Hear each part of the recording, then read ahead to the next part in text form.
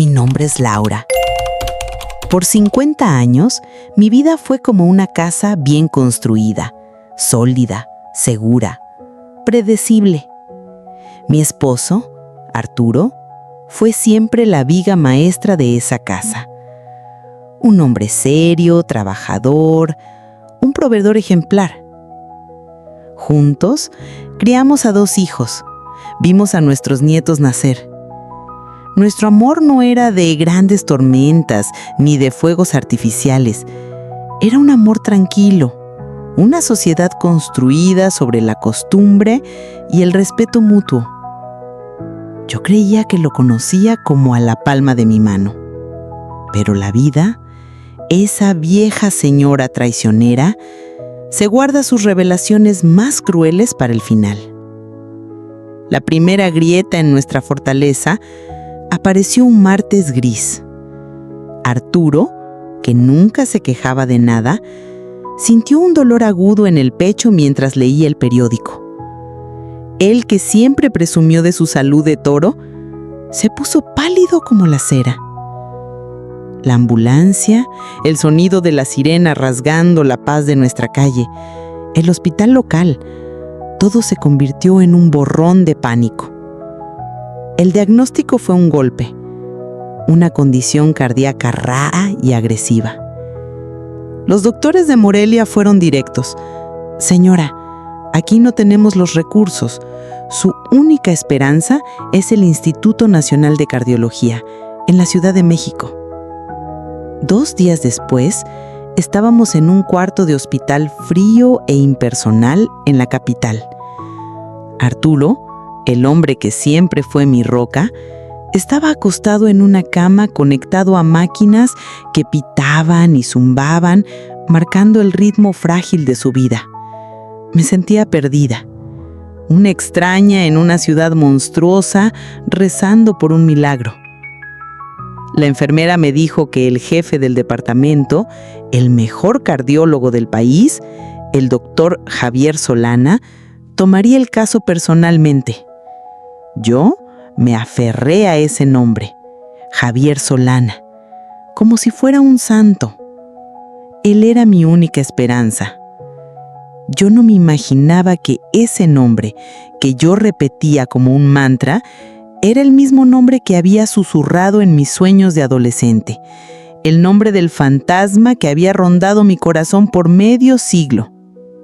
Yo estaba en el pasillo, con las manos heladas y el estómago hecho un nudo, cuando él se acercó.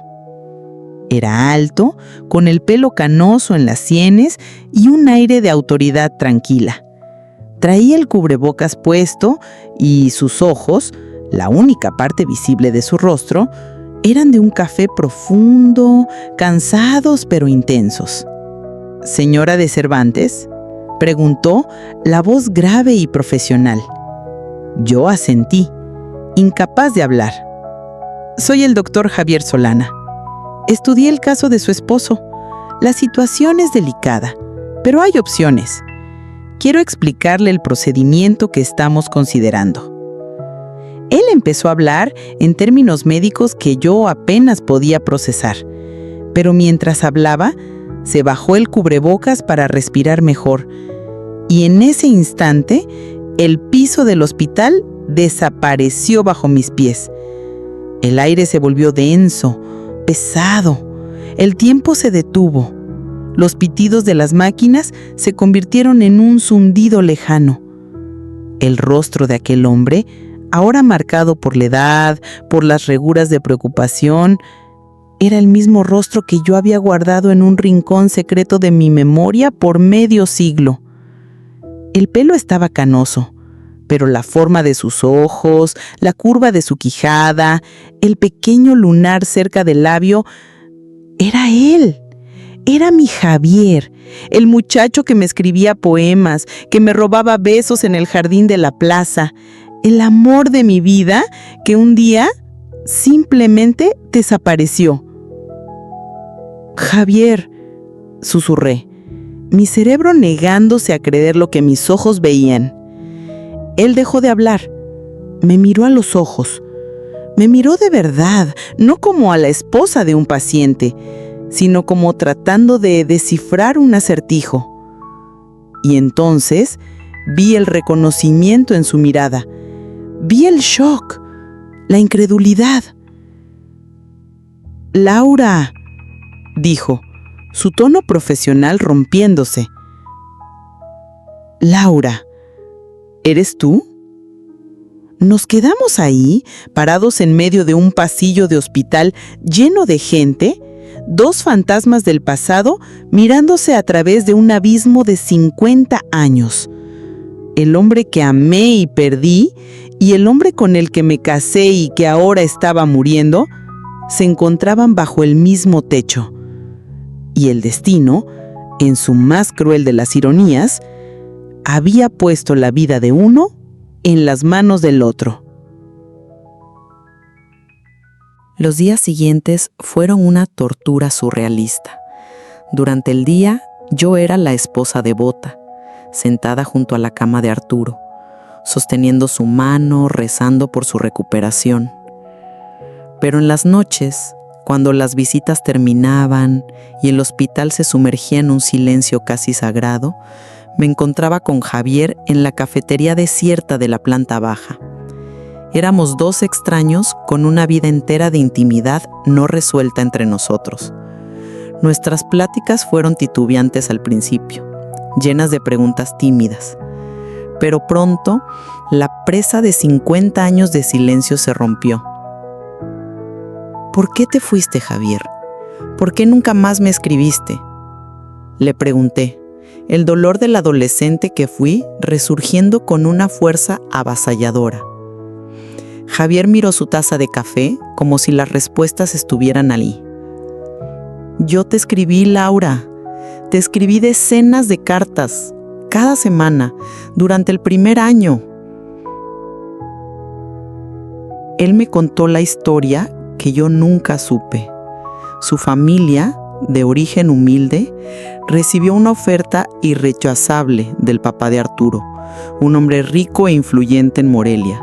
La oferta era un trabajo mucho mejor para el papá de Javier y una beca completa para él en la mejor universidad de la capital, con una condición: que la familia se mudara de inmediato y cortara todo lazo con Morelia. Mi padre me dijo que era una oportunidad única en la vida. Yo era joven, no entendí la urgencia. Protesté, le dije que no podía dejarte, pero la decisión ya estaba tomada. Me dijeron que el papá de Arturo solo quería ayudar a un joven prometedor. Y Arturo era mi mejor amigo.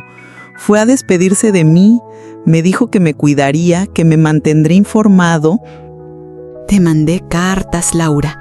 Le preguntaba a Arturo si las estabas recibiendo.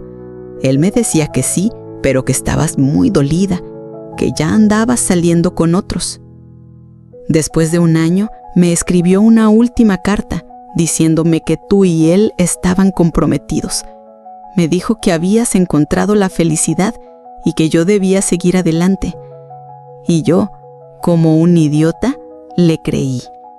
Le creí a mi mejor amigo. Cada palabra suya era una puñalada en mi corazón. Las cartas que nunca recibí, la mentira de que yo lo había olvidado, y Arturo, el amigo leal, el hombre serio y honorable con el que yo había compartido mi vida. La imagen que yo tenía de él empezó a agrietarse, a despedazarse, revelando algo monstruoso debajo. Mientras nuestra historia personal se desenvolvía en los pasillos, la historia médica de Arturo también tomaba un rumbo inesperado.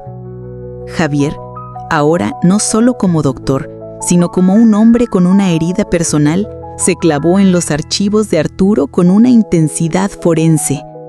Necesitaba entender no solo la enfermedad, sino al hombre. Una tarde me llamó a su consultorio. Su expresión era grave. Laura, necesito mostrarte algo. Estuve revisando los análisis viejos de Arturo, los que se hizo en Morelia a lo largo de los años, y hay algo que no cuadra.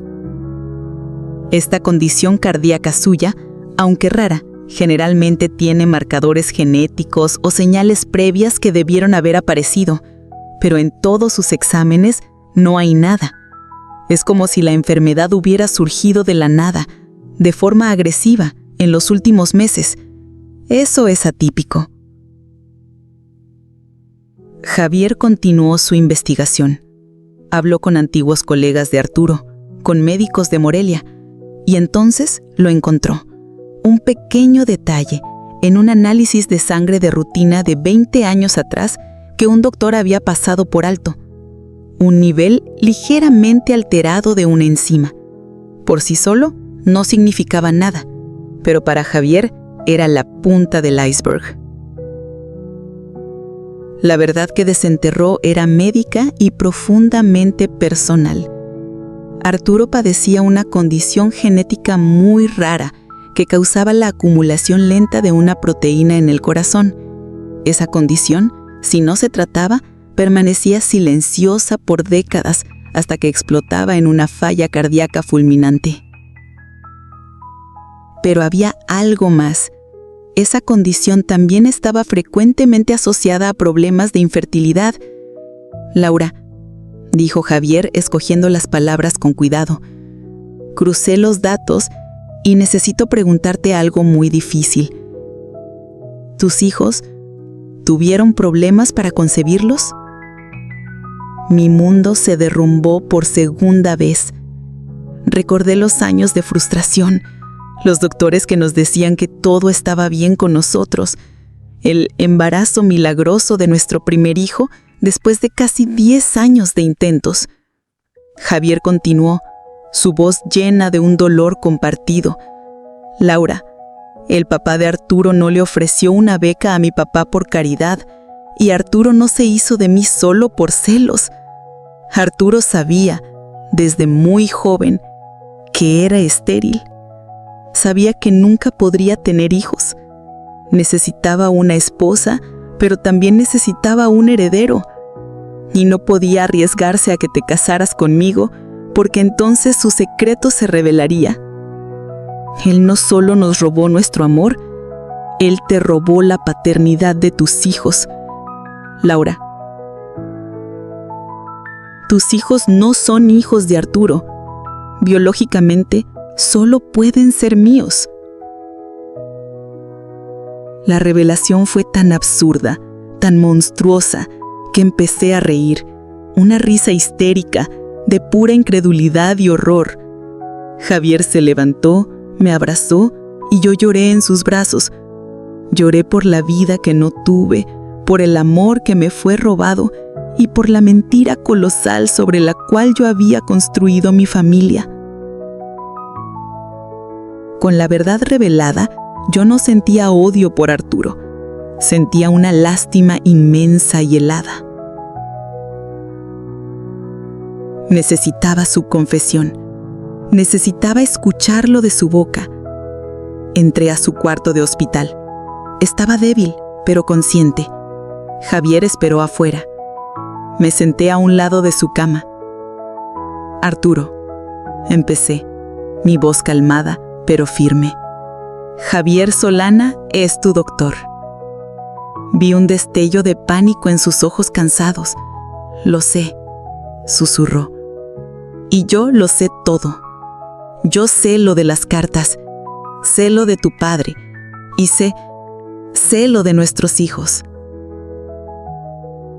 Él no trató de negarlo. Apenas cerró los ojos y una sola lágrima rodó por su sien. Yo te amaba, Laura. Te amaba tanto que no podía perderte. Y tenía tanto miedo de que descubrieras que yo era un hombre incompleto. En ese momento, toda la rabia se disipó. Vi solo a un hombre patético, muriendo con el peso de sus secretos. Me contó cómo, en la única noche en que Javier regresó a Morelia en secreto para tratar de verme, Arturo lo interceptó, le dio la falsa noticia de mi compromiso y esa misma noche, yo, vulnerable y con el corazón roto, Busqué consuelo en sus zarzos, la noche en que mi primer hijo fue concebido. «Perdóname», dijo, su voz casi inaudible. Le tomé la mano y le dije: «Te perdono, Arturo». Y era verdad, lo perdonaba, no por lo que hizo, sino para que yo pudiera liberarme. Él murió esa misma noche, en paz. Lo que sigue es otra historia, la de contarles la verdad a mis hijos, ahora hombres hechos y derechos, la de redescubrirnos como familia. Pero la historia que importa es esta. El destino, en su infinita e irónica sabiduría, me devolvió lo que era mío. Después del funeral de Arturo, Javier y yo nos sentamos de nuevo en aquella cafetería del hospital. Ya no éramos los jóvenes apasionados de Morelia. Éramos dos abuelos, marcados por la vida, con una historia compleja y dolorosa entre nosotros. ¿Y ahora qué, Javier?, le pregunté. Él sonrió, una sonrisa genuina, la primera que yo le veía en días. «Ahora, Laura», dijo tomando mi mano, «ahora empezamos a vivir». Y por primera vez en 50 años sentí que mi casa, la casa de mi corazón, estaba por fin completa.